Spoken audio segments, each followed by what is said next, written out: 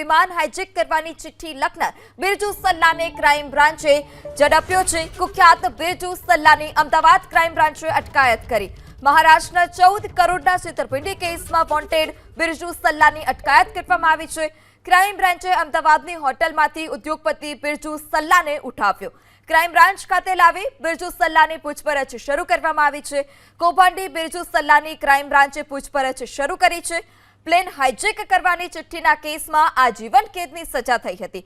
હાઈકોર્ટે બિરજુ સલ્લાને નિર્દોષ જાહેર કર્યો હતો અને આ તમામ વચ્ચે હવે તેની અટકાયત અમદાવાદ ક્રાઇમ બ્રાન્ચે કરી છે। તેની પૂછપરછ કરવામાં આવી છે। ક્રાઇમ બ્રાન્ચે અમદાવાદની જ હોટલમાંથી બિરજુ સલ્લાને ઉઠાવ્યો છે।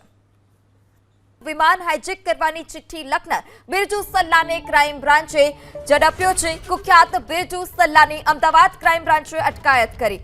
મહારાષ્ટ્રના 14 કરોડના છેતરપિંડી કેસમાં વોન્ટેડ બિરજુ સલ્લાની અટકાયત કરવામાં આવી છે।